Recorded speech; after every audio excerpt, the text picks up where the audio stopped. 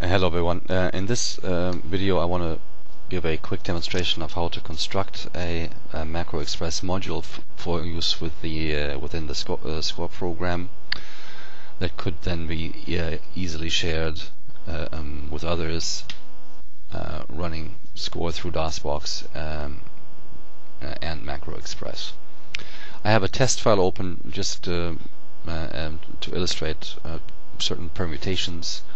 The changes I'm going to be performing on this file they're quite absurd, but it's only meant to show, the kinds of things that you can now automate rather than A, having to type it manually, or B, maybe reading in Score macros with the RE command and doing several of those in a row.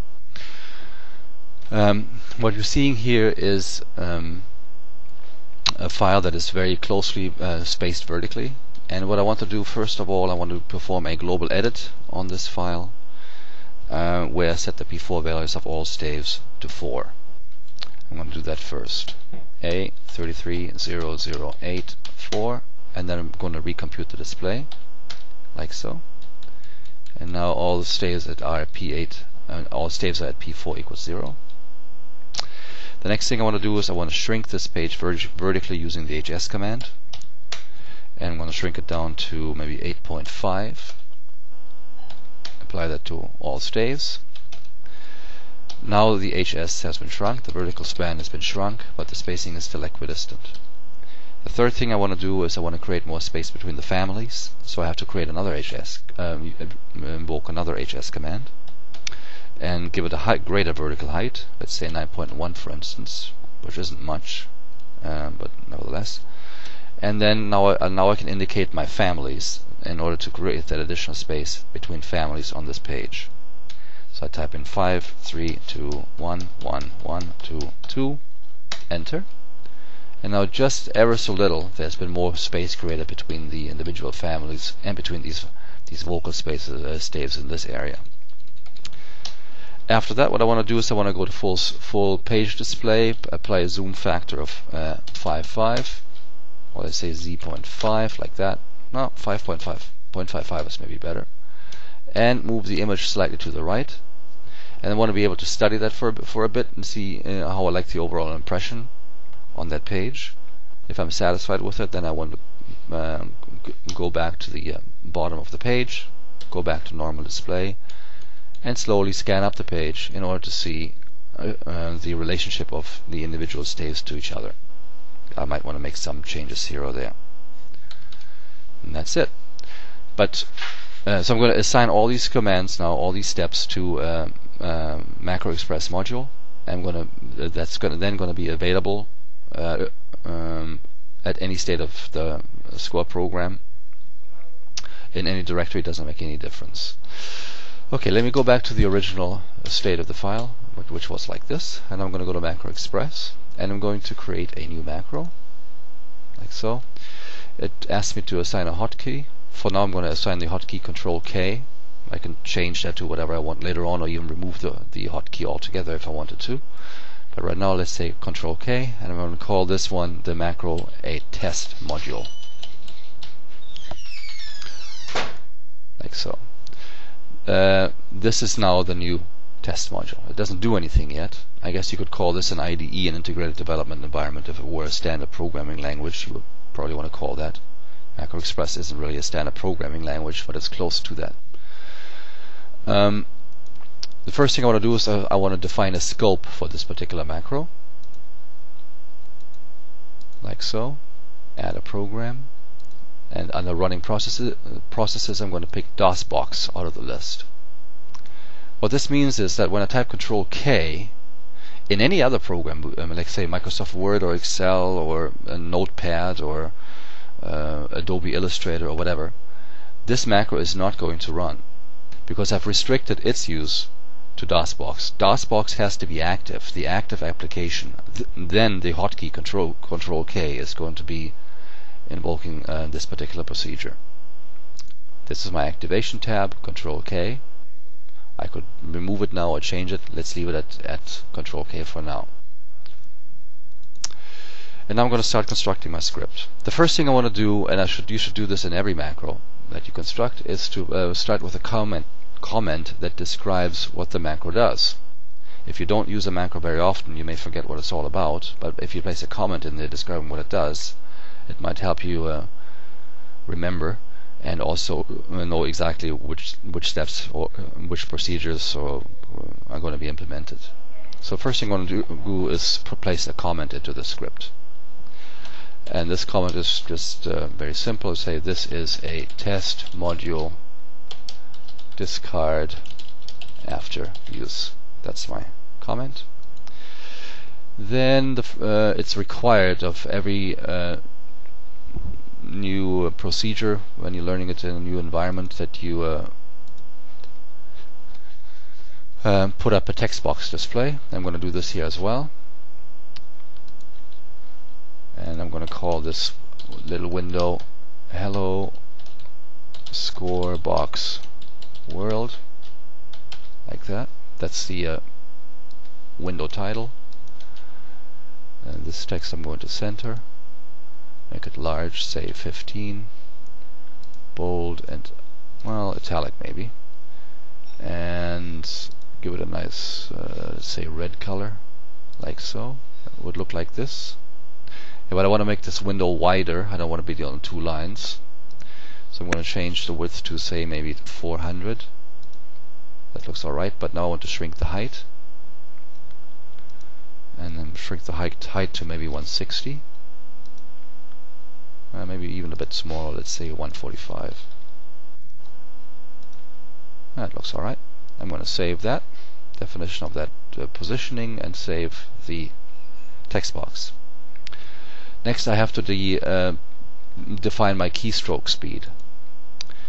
And what this means is I'm going to be faking Macro Express is actually going to type the commands into the Sculpt program for me.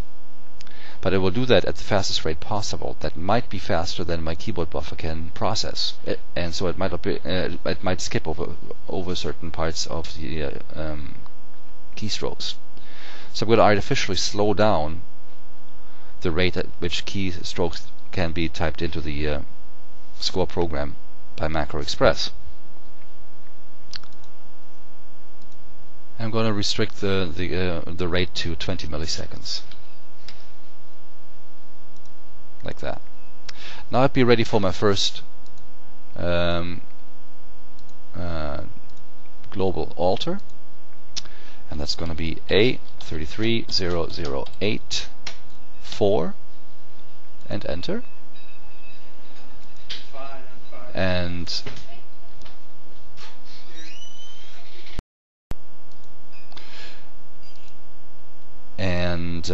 now I'm going to place a delay into the script. I'll tell you why I do that in a second. I'm going to give it a delay of 0.5 seconds. The reason for that is, before I do the first HS function, I need to be sure that the global alter that I've just indicated will actually have completed. Otherwise, it's going to get garbled. It's going to continue typing text in while the computer is still processing the previous alter. 0.5 seconds should be plenty for that, but it's just to make sure that the macro is going to be robust and will work anytime I invoke it within the Sculpt program. What I'm going to do after that is perform the first HS command, like so. HS 8.5.1 and enter. And then I'm going to have another delay of 0.5 seconds. I'll just select that delay from this list and place it at the end, so I don't have to define again how long the delay is. I already know 1.5 seconds, so I just copy this element and place it on the bottom. And now I'm ready for my next HS. I'm going to copy this text type element like this. I'm going to edit it. Now I want an HS of 9.1, but I want to space by families, so I'm going to have to change this to 532 322, enter, and then end, like so. another delay of 0.5 seconds. Now I'm going to apply a zoom factor of 0.55,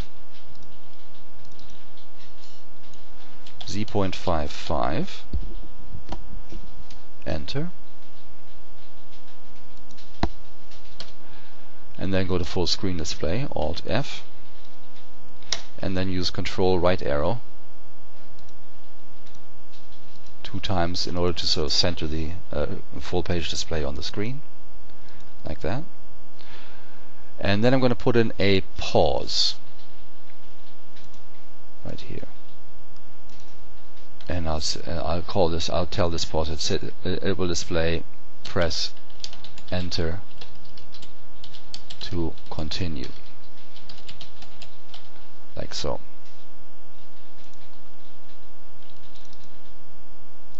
Now this will then pop up. It's a macro pause, press enter to continue. But I don't want it to be on the score window like so. I want it to be on the side, like over here. Let's say right here. Yeah, that looks good. So I'm going to save its position there. And check it again. Yeah, that's where it's going to be. Save the position, save the pause. Then after that comes my next text entry. And here I go back to normal screen display. So I'm going to I'm going to type Alt F, and then I'm going to go to the bottom of the page. So I press End, and then just for the heck of it, copy, paste. I'm going to put in a delay of say 3 seconds, like so. And now I'm going to slowly scroll up the page, and I'm going to do that by pressing the down arrow key, and I'm going to press that 12 times. But between each arrow press, I'm going to put in an extra delay because I want to scroll up the page slowly. Now I could do that 12 times in a row, or I can just simply place it into a loop, and that's what I'm going to do right now. I'm going to go to repeat. I'm going to say repeat start right here, and I want to repeat it 12 times, like that. Then I'm going to type the down arrow key. Let's get rid of all this junk here. Arrow down, like this. And before I press the next arrow down key, I want to have a delay. So I'm going to steal a delay from here and give it a delay of say 0.7 seconds, like that. And that's the end of my loop. So I'm going to say end repeat, like that, and then for good measure at the end another dialog box like so. I want to say this is the end, like that. Looks pretty good. Save that, and save this macro now. Let's invoke it for the first time, like here. Control K is the hotkey, and let's see what happens. Hello Scorebox world. I press OK.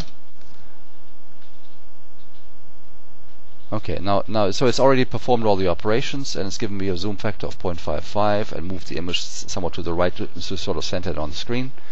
And I can just examine this now as long as I want to, in order to satisfy myself that if the proportions look okay. And when I'm ready, I have my pause window over here. I click on the resume button, like so. That puts back to regular display. A 3-second pause I put in, and now it slowly scrolls up the page by pressing the down arrow key 12 times.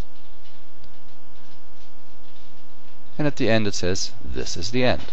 So this is the end of this particular macro. My module is complete and it seems to work. Let's go back to the original state of the file, like so. Now this is the macro I'll probably use very infrequently, so I might not remember the hotkey. So I would probably want to assign it to a menu. And as you recall, I have a master menu. I invoked that with the F12 key. It comes up here on the side. And I want to place this particular macro so I can find it easily. Let's say at the top of the list right here. Okay, so I go back to Macro Express, and now I'm going to go into my menus category. Oh, first of all, sorry. Let me go over here again. Here's my master menu. Menus that contain submenus, like the file menu, followed by ... have a fat green arrow. That indicates to me that there's things underneath. If I click on the file menu, I get 2 options, and then the single blue arrows to me indicate that they're single step commands. That's what I want. So I open up the test module again, and I change the icon, the display icon. Go in here and open this particular DLL. Select the blue arrow. It's going to be a single step command. That's fine. I'll save this. Go back over here. Go to my master menu. Open that up. I'm going to import it now. It's called test module. There it is. And you can see this has these things have different icons. Here's my blue arrow icon. That's the one I want. And I move it over here. Now I want it at the top of my master menu. So I click, put it up there. I save. Let me look in Score. I press my master menu, and there's my test module up here, and I can invoke it from here. Also, I should probably redefine the name of this macro to show what the hotkey is, in case I do want to invoke it with a hotkey and I just want to have a reminder of it. So let me do that. I go back to this particular module and change the name to test module parentheses control -K close parentheses, save. Go back to Score, press the F12 key, and now it says test module parentheses control K. But I'll invoke it now by clicking on it from the menu, like this. Hello Scorebox world, and it's going to run, do its stuff, like that. It's going to pause. I look at it, looks good to me. Click on resume. It's 3-second pause, and it scrolls up the page.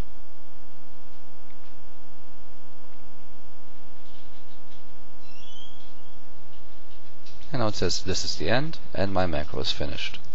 Next, what I want to do is I want to share this very useful macro with the world. So I'm going to post it up on scorebox.com so that anybody can download it and plug it into their own Macro Express to use for their work in the Score program. So what I'm going to do is I'm going to first of all, I'm going to make sure I've saved it.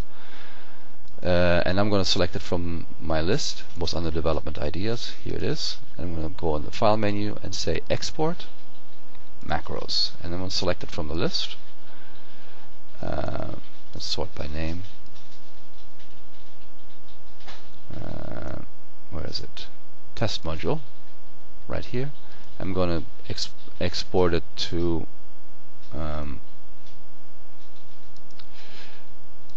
the desktop. I'm calling it super duper Scorebox macro, like that. Okay, it already exists because I tested this before. Anyway, so yes, I want to export it to the desktop. It's just been placed here. This is it. This is the macro.